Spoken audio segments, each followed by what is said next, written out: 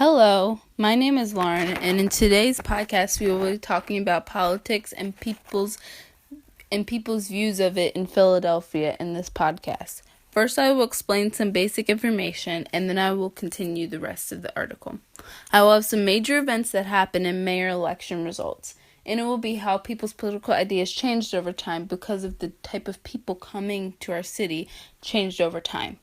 First, I will explain what the Democratic and Republican parties are kind of like. Or maybe more simply, a Republic and a Democrat. A Republic is a government where the people elect representatives to make laws for them. A democracy is where the people choose the laws that they want.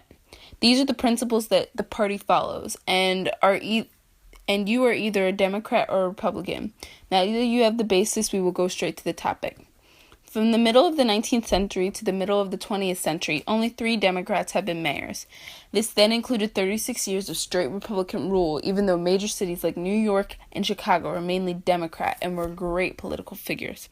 But in the 1940s, men came back from military service, and the flood of many immigrants started to change the demographics and political views. Let's go a little bit deeper about these new immigrants that were coming in. So immigrants from all over the world, including some from the South, Dutch, German, Swedish, Irish, Asian, African Americans from the South all came to Philadelphia from turmoil, persecution, and drastic poverty.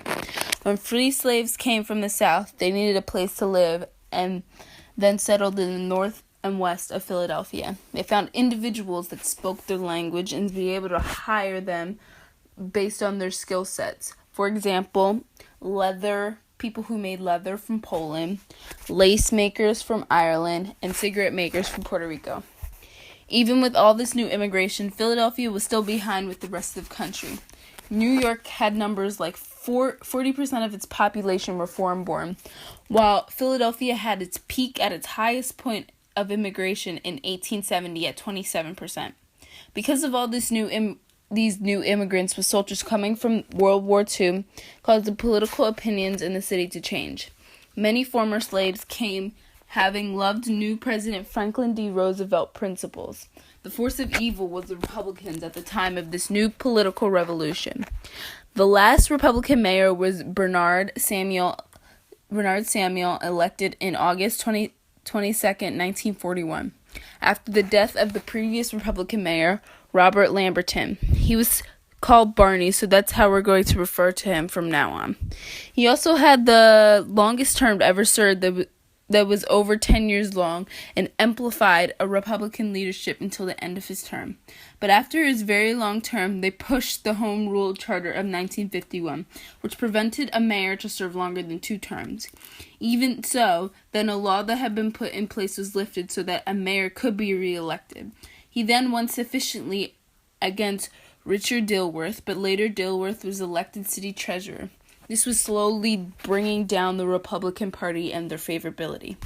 Now that we have discussed what's been happening in the Republican and Democratic parties, we will talk about some of the history of what happened and the conventions and how it was a good place in history for a lot of things that happened, just to get some background. Okay, so the Declaration of Independence and the U.S. Constitution were signed here and had significant historical importance.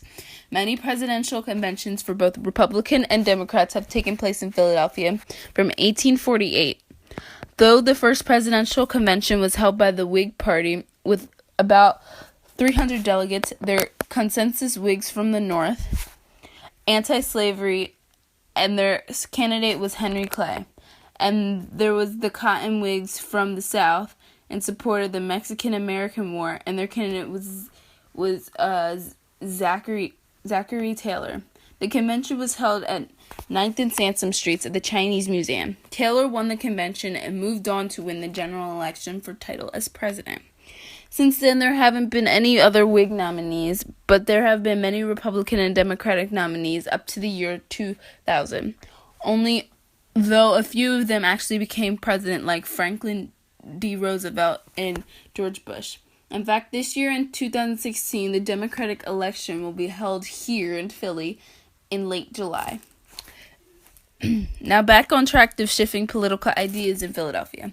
Because of all this new immigration that were coming in, political views were starting to change, and that was showing with the elections and the voices of the people. There was a new mayor, and he was a Democrat, and pretty much started the period of all Democratic mayors, including our current mayor, Jim Kenney. And just backtracking a little bit, going back to the black community in Philly, blacks were starting to have a rise in political power in the 1970s. Senator Hardy Williams ran for mayor as a Democratic candidate without approval from his party. He ended up losing, but that didn't stop the movement of people of color coming into power. Reverend William H. Gray won the U.S. Congressional District and formed the Northwest Alliance. The goal of the organization was to raise money for the white Democrat circles to be broken and include smart and intelligent black leaders. It was home to people like Dwight Evans, Moran Tasco, and even former mayor Michael Nutter. During this time, cities like Los Angeles and Cleveland were still having a Republican rule. But cities like Chicago, Boston, and New Orleans were like Philly and had shifted towards Democrats. A factor that introduced this new politics view is the change of race in areas. For example, in Chicago there was a rising number of blacks and was over a third of its overall population. But this was just the start for Republicans, as the number of blacks voting Republican went as low as 8% by George W. Bush's election.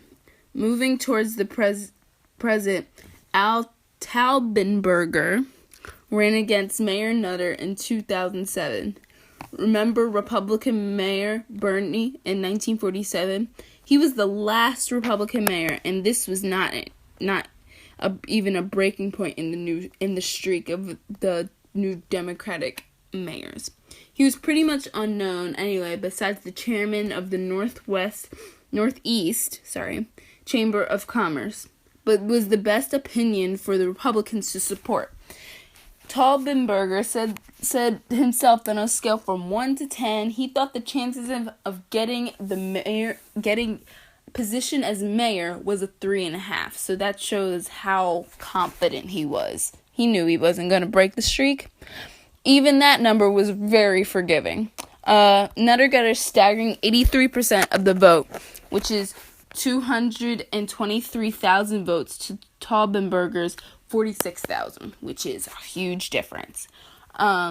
These are instances where Republicans almost became mayor, but have unfortunate experiences. For example, Frank Rizzo and District Attorney Camille ran for the Republican side, and for the Democratic, Ed Reynolds, Peter Hearn, Lucien Blackwell, and George Burrell. Frank Rizzo and Ed Reynolds got the nomination. During the process, though, Frank Rizzo, the Republican nominee, died from a massive heart attack. When the replacement, Joseph Egan, stepped in, he was easily defeated by Rendell. He took over the city's budget deficit of $230 million, but laid off 1,500 city jobs in the process. He then was against a Republican candidate and won with 80% of the vote, continuing the streak of mayors. Now, with continuing on to the most present mayor election, which just happened in November of 2015. So, our current mayor, Michael Nutter, was not able to run because he's already served his 2 terms. And there were 6 Democratic candidates and 1 Republican candidate. Notice how Republicans basically have given up, and there is really no hope for them at this point. So, you're finding people standing for the position as they got elected. So, they had 1 Democratic candidate and 1 Republican candidate. The Republican candidate was Melissa Lynn Bailey for the Republican side and Jim Kenney for the Democratic side. With about 86% of the vote and history on his side, with all of these Democratic mayors, Jim Kenney won the position of mayor of the city of Philadelphia.